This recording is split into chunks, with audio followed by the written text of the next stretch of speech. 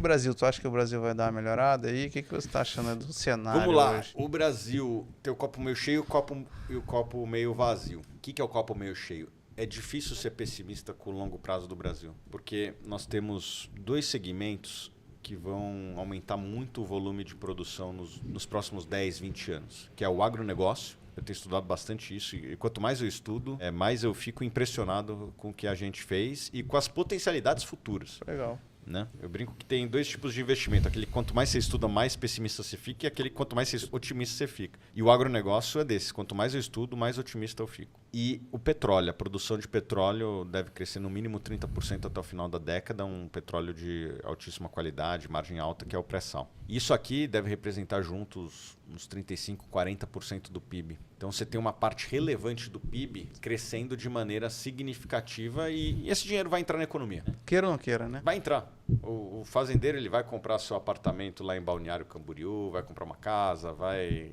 construir uma casa nova. Esse dinheiro ele entra na economia. Né? Os dividendos da Petrobras eu vou receber, você vai receber também. Então a gente vai ganhar esse dinheiro vai entrar na economia. Onde que está a parte ruim? Todo mundo sabe. A ineficiência do Estado adicionado a esse déficit fiscal que precisa ser endereçado. Eu acredito que o Estado brasileiro criou mais benefícios do que consegue pagar.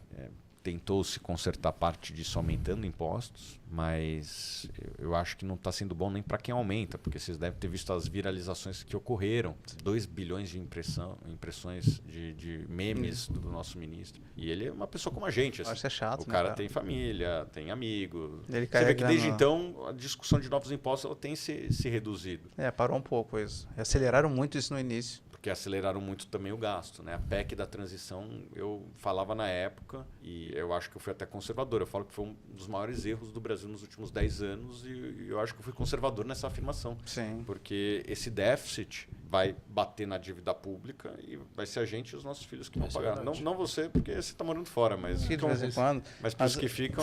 O problema disso tudo é as pessoas da classe mais baixa, que acaba sofrendo no vão consumo. Sofrer mais ainda. Vão sofrer no mais mercado, ainda. na conta de energia. Sofre com inflação, tudo. sofre com juros altos. Né? O cara vai comprar uma geladeira, um carro, uma moto, a parcela vai ficar mais cara. Né? Aumenta a percepção de risco do investidor, tanto brasileiro quanto fora, então vai ter menos emprego. Quantas empresas anunciaram novos investimentos nos últimos meses no Brasil? Pouco, né? E a gente não tem visto mais a IPO, né? É isso. A IPO é dinheiro na empresa. A empresa vai construir fábrica, vai abrir novas lojas, etc. Novos empregos. A gente está há 3 anos, acho que é o maior período desde que eu comecei a investir. Então, o dinheiro não está entrando nas empresas para elas fazerem os investimentos. Teve uma época que lançou bastante IPO, acho que uns 3 anos atrás, que nem você falou. Teve a Casa Mateus, né? Teve daí teve os excessos também. Acho que teve MLUs, teve um montão de empresas ali, aquela de pet, né? Acho que casos bons, casos ruins. Até fundo de agro também, acho que foi o primeiro na época que tinha sido teve lançado. Os fiagros que foram lançados, que daí foi uma questão regulatória. Mas teve empresas do agro. Mesmo no agro, teve empresas que foram um sucesso. Sim. Boa Safra, 3 Tentos.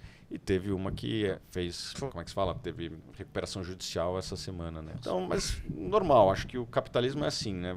As empresas vão se desenvolvendo, umas dão certo, outras não, e o capital vai concentrando naquelas que são mais competentes. Então, assim, na questão do petróleo, assim, quais são algumas empresas, como exemplo, que não é que seja recomendação nem nada, mas quais são algumas empresas que hoje estão bem posicionadas? Assim, eu acho que a Petrobras, né? A Petrobras está muito bem posicionada porque ela tem as melhores reservas do pré-sal. As outras empresas, as júnior, né? Elas não estão posicionadas para o pré-sal e são empresas muito sensíveis, no sentido de... Não estou dizendo que são ruins, mas elas são muito sensíveis.